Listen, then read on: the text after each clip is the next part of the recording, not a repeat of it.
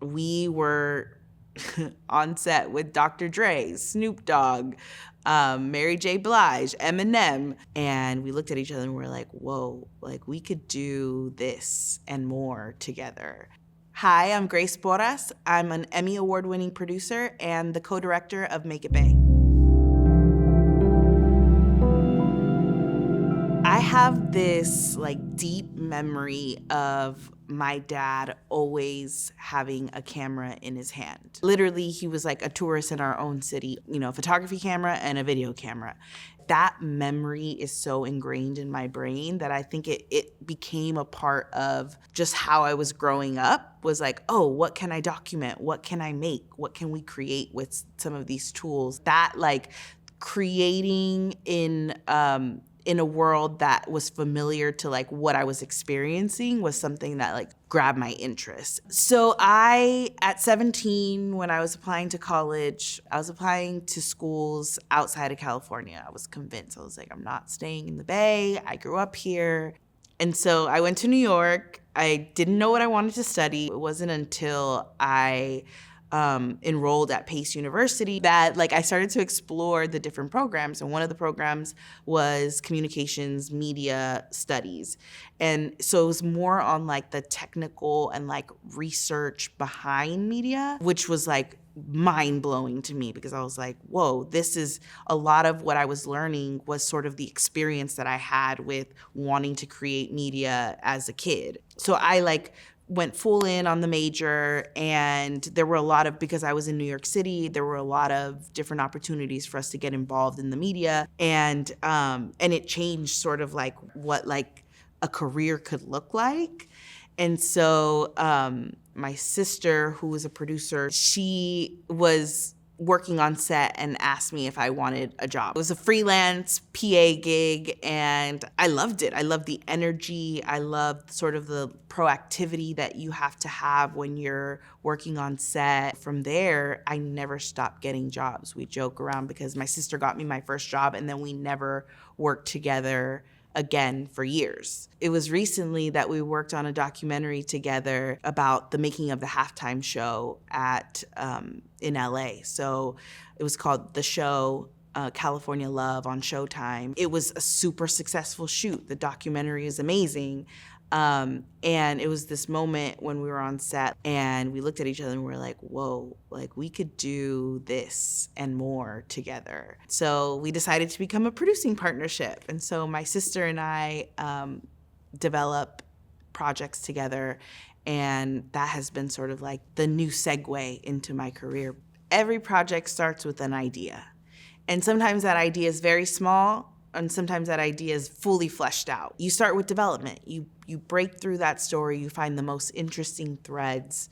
You are trying to find the thing that's going to engage the viewer from the start of the project to the end of the project. As a story producer for the Emmy Award-winning 1000% Me documentary, I was someone who pulled out the threads of the conversations that we had. So I looked at all of the content and I was able to say, okay, we're talking about identity here. We're talking about family traditions, and where are all the places in the story, in the interviews that pulled on those threads, and let's put them in a bucket. And when you work with an incredible editor or editorial team, you really have the ability as a producer to say like, these are all of the pieces, now let's make this into a story. Once you get through post-production, hopefully, you know, on time, you go to deliver a film. And I think that has been, in my more recent experience, the most joyous part of this work is like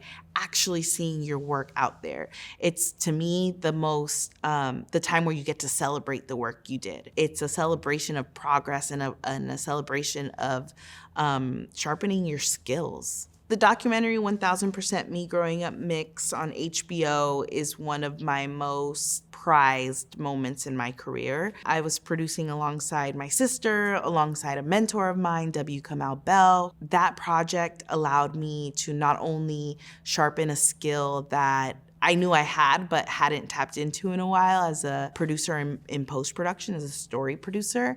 But it also allowed me to be on the field in my hometown in San Francisco, in the Bay. And that was something that I hadn't had the opportunity to do in a while. I was able to produce an entire feature-length documentary in the city that I grew up in, the city that I departed from, that I thought I was never gonna come back to. It was so cementing that it really gave me the opportunity to see potential for me to move back to the Bay Area and bring my talents home. So I did. I moved back to the Bay Area and worked full-time with W. Kamau Bell's production company, Who Knows Best. And so like that moment really like led me to the point that I'm at right now. And so yes, the project was amazing, but also just like all of the things that happened because this project brought me home is what makes it extra special for me. So Make It Bay is an initiative that aims to revitalize the region, the Bay Area, by attracting media, film, and screen sector production.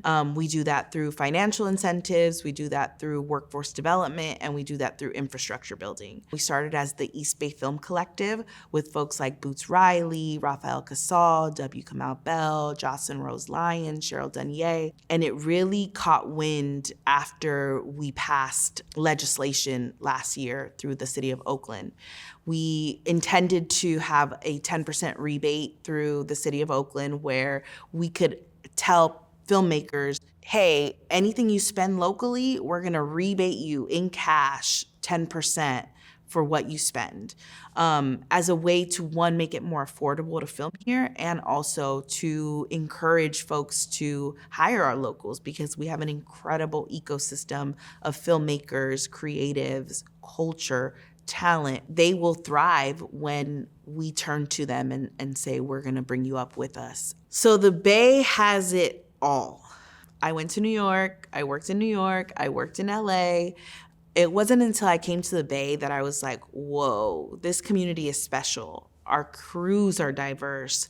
Our people are so helpful. You know, you have a micro budget project, folks are looking to jump in and help. There's no ego here and there's no gatekeeping. We're building literal bridges between siloed communities because we realize like together as a 9-county region, we can be super powerful. From the folks at True West to folks doing work in San Jose, we're covering the area from top to bottom. So I think that's what makes it special. Like there's no boundaries to our support. There's no boundaries to the ways that we engage with each other. And when outside productions come in, everybody says that they have a phenomenal time.